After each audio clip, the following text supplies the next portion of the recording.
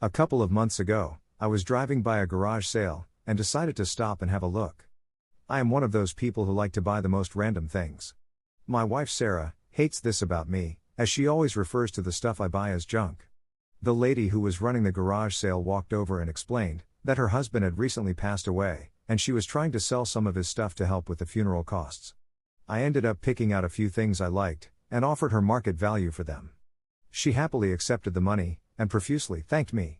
I was heading back to the car with my newly acquired goods, when something on a nearby table caught my eye. I threw the stuff I was carrying into the car and walked back to the table. I was completely transfixed by these two sock puppets that lay on the table. There was one of a demon and the other was an angel. They seemed like the perfect gift for my 7-year-old son, Michael. They were filthy and looked like someone had buried them as they were covered in dirt. I brought them over to the woman running the sale, and she started backing away when she saw what I was holding.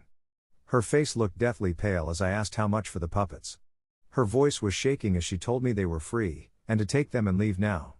I stood there confused as she had been so friendly a few minutes ago. I nearly jumped out of my skin when she screamed at me to leave. I kept glancing back at her as I walked over to my car, and she now had the most manic look on her face. Her smile seemed too wide for her face and it was freaking me out. I threw the sock puppets into the back and drove off. Sarah and Michael weren't home when I got back, so I placed the sock puppets into the washing machine to clear off whatever was on them. Our dog Larry was ecstatic that I was home, and I had to play with him to calm him down. I was still playing with him when I heard my wife's car pulling into the driveway. I rushed over to the washing machine and started the drying cycle. Michael ran into the house like a crazed maniac, and practically jumped into my arms. Sarah walked in carrying takeout food, and we all sat down to eat. Sarah rolled her eyes when I said I had stopped at a garage sale. I heard the dryer beep and knew the puppets should be dry now. I told Michael to close his eyes as I had a surprise for him. He was bouncing up and down with joy as I retrieved the puppets from the dryer. I placed them in his hands, and I could see the childish awe on his face as he looked down at them. He ran out of the room with them, and Sarah gave me an annoyed look but thankfully didn't say anything out loud. Michael spent the next few hours playing continuously with the puppets, and randomly called the devil Iblis, and the angel Moloch. I have never seen him happier in his entire life and was glad I bought them. The next morning I was awoken by Sarah's screams, and I ran downstairs to find her standing over Larry's mutilated remains. His body looked like someone had stabbed it hundreds of times, as there were so many puncture wounds. I noticed a blood trail leading away from his body, and Sarah clung to me as we slowly followed it.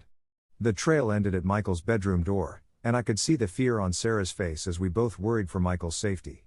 I carefully pushed in the door, and I could hear Sarah faint as we saw Michael standing there clutching a bloody knife. He smiled at us and proudly exclaimed that he had saved Larry's soul. I buried Larry in the backyard, and I and Sarah agreed to act as nothing had happened. Michael would always wear the puppets at all times of the day. He kept returning home soaked in blood, and we ignored the news reports of all the missing animals in our town. I woke one night to find Sarah missing from the bed, and decided to go looking for her. I found her standing over Michael's sleeping body with a knife in her hand. She practically jumped out of her skin when I placed my hand on her shoulder. I stood alongside her as we watched Michael sleep. At the time, I thought I was crazy as I was sure the puppets were staring at me. The next morning I had to head off for a business trip, and I was dubious about going as I didn't feel safe leaving Sarah by herself. She assured me that she would be fine and I should go. I reluctantly went but told her to contact me if anything happens. I returned home 2 days later to hear Michael playing in his bedroom. I called for Sarah but didn't get a reply. I decided to just check on Michael, to make sure he was okay. I stopped dead in my tracks as I gazed into Michael's room. His room was soaked in blood with drops of blood even dripping from the ceiling. Michael sat on the floor carefully slicing off pieces of Sarah's flesh, and then eating it. He jumped up when he saw me, and ran to hug me. I recoiled as he approached me, and I could see the hurt in his eyes.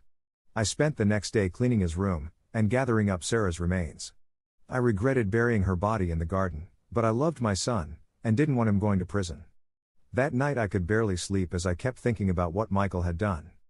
I had just drifted off to sleep when I started choking. I couldn't breathe as it felt like something was stuck in my throat. I felt something moving in my mouth, and reached in and grabbed onto whatever it was. I desperately tried to remove it, but it was holding onto my tonsils. I gave one last desperate pull, and managed to unlodge it. I then gazed in confusion at the devil puppet smiling up at me. It dropped out of my hand, and then rushed across the floor.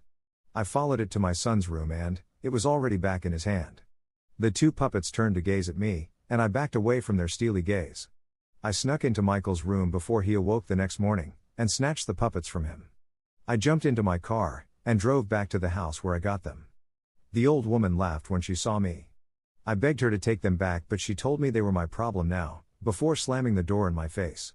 I drove to a river miles away, wrapped the puppets around a stone, and threw them into the water. I arrived home feeling happy as we could all put this behind me. I let out a scream as I walked in the front door to see Michael standing there wearing the puppets. I could see water dripping out of their mouths, and could feel pure hatred emanating from them. I have barely slept in the last few weeks, as I keep hearing something moving in the corner of my room. I wish I had never stopped at that damn garage sale.